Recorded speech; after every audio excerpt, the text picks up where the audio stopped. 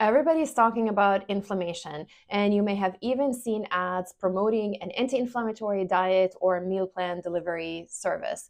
But what if the problem is not in your diet? What if inflammation is somewhere hidden where you cannot see it? If your gut is the source of inflammation, you can eat all the anti-inflammatory diets in the world and still have problems. So in this video, I'm going to talk about the connection between the gut and inflammation, and how do you know if that is your problem? My name is Noor Zibde. I am a functional dietitian, and I help people overcome digestive disorders and whole body systemic inflammation through therapeutic diets, supplements, and lifestyle strategies. So what is inflammation?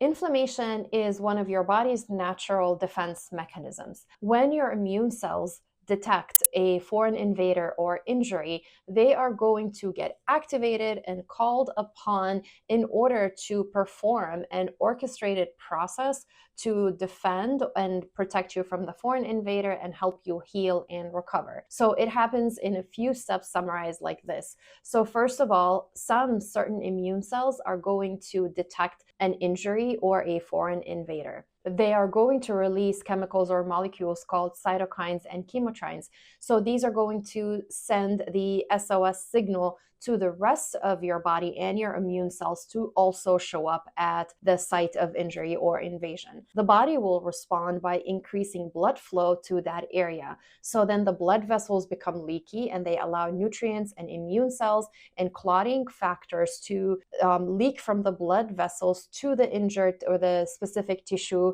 to help it fight and heal. And that is how you experience that as redness, swelling, and heat in that area, which are common inflammation symptoms. Now, more immune cells show up at the site of injury or pathogen, and they're going to release more chemicals to fight it, and they're also going to create free radicals, and which are reactive oxygen species that are pretty damaging. And in this purpose, they're going to damage the injured tissue or damage the pathogen in order to help us fight it and protect against it. And then we have clotting factors and platelets that will show up to contain the inflammation or injury. So that's the scab on your knee when you fall. And the same way, that's actually the plaque that gets formed in your arteries that eventually leads to blocking of the whole artery. It starts with an injury that calls the immune system to the rescue. So the whole point of the platelets or the clotting is to contain the infection or the injury so it doesn't spread. And when the final step, when the body feels or the immune cells feel that the injury is contained, the harm is neutralized, the immune cells will shift gears and will release anti-inflammatory compounds to tell things to calm down, and then allow the tissue to repair and to heal and go back to normal. So as you can see, inflammation is actually a protective mechanism, and there is good inflammation and there's bad inflammation. Good inflammation is when you have an injury, if you fall on your knee and there is a scab on your knee and the body gets swollen and to heal, or if you catch a cold or you get an infection and your immune cells get called on and you have swelling and heat in your body in order to overcome the pathogen. Exercise itself causes tears, small tears, and damage to the muscle, but when the immune cells and the repair process happens, it repairs your tissues to become more resilient and stronger. Inflammation becomes a problem if it's hidden, if it becomes excessive in terms of intensity and duration. So if it's chronic and you're not doing anything to address it, and your body's constantly releasing those inflammatory SOS signals, and there's no end to the inflammation, that's when we run into issues and we start to experience whole body symptoms. So what does the gut have to do with inflammation? Our gut is the home of trillions of microbes and a good bacteria, ideally, that are going to protect us. They will release anti-inflammatory compounds such as butyrate, which is a short-chain fatty acid. They are going to help us make nutrients and absorb nutrients and protect from pathogens. So a good, healthy microbiome will send the message to the brain and everywhere in the body that things are great, we're doing well, there's no need to panic, I've got it, like things are in control. Unfortunately, when we have an imbalance in our microbiome, so whether that's food poisoning or taking medications that disrupt the microbiome or a diet that doesn't provide enough fiber for the good bacteria and so forth, that shift or imbalance may lead to the growth of pathogenic or inflammatory bacteria or that release inflammatory compounds, overgrowth of yeast or fungus or mold or parasites that are going to create more inflammatory compounds. And now they're going to start to send those signals, the SOS signals, to the immune cells. The second problem happens when your gut becomes leaky. Unwanted microbes and bacteria will lead to your gut becoming damaged to the tissue in the intestinal lining. Your gut lining is supposed to contain what's in the gut to stay in the gut, whatever comes in your food and from water to stay there. But the gut becomes leaky is when it gets injured, and now the cells are not functioning properly. And think of your gut lining as the screen in your windows, and they are supposed to prevent bugs and flies from coming inside your house. So now your gut is leaky. The things are supposed to stay in the gut. The inflammatory compounds are going to spread throughout the body, and that's how it is going to create systemic whole body inflammation. And then the immune cells, the immune system is the third step. Your gut lining is bigger, surface area is bigger than the surface area of your skin. So it makes sense that 70 to 80% of your immune system is right under the gut lining or the gut barrier, and they're just sitting there waiting for a sign or signal that there's a foreign invader or injury. So when you have an imbalance in your microbiome, you have a lot of inflammatory microbes releasing all these inflammatory compounds, and the gut lining now is injured and becoming leaky, your immune cells are going to come to the rescue, create this inflammatory process or wave. They're going to release all these inflammatory compounds. And if there is not a solution, if there is not a way to close the faucet, sort of to say, you're going to stay in a chronic state of inflammation.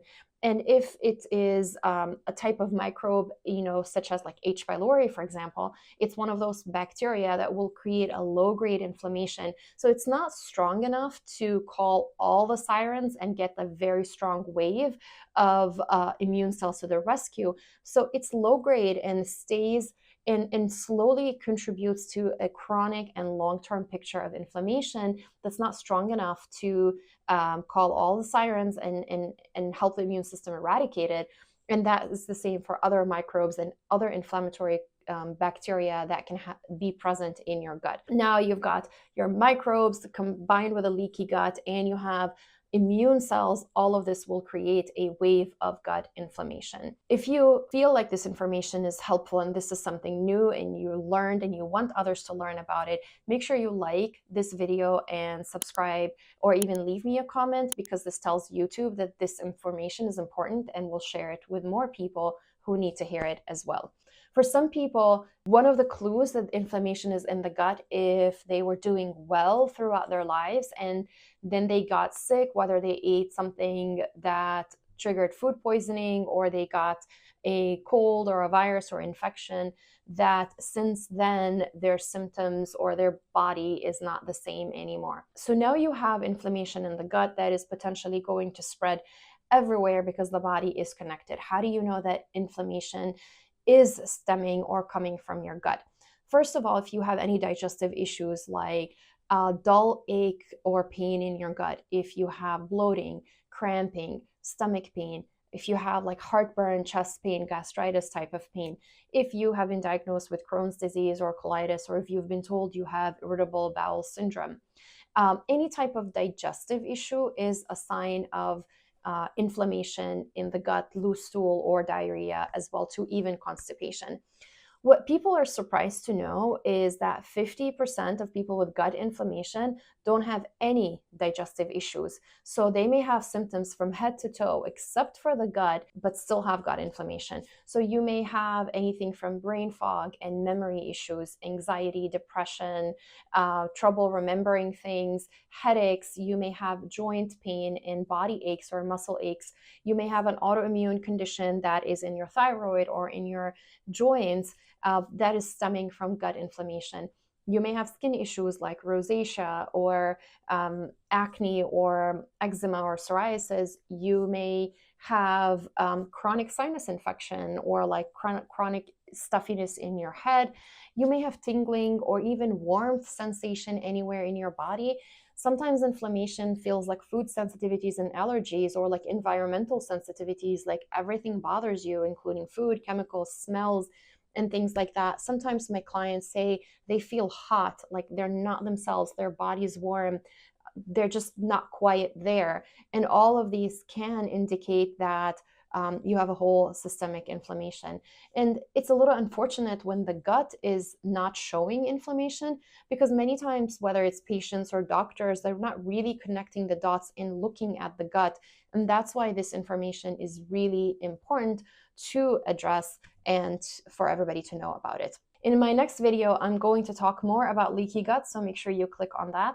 I hope the information today helped you connect some dots and helped you understand the importance of your gut and gut inflammation. If you have any questions, leave me in the comments, and you can find ways to connect with me in the description in this video, and I hope to see you on the next one.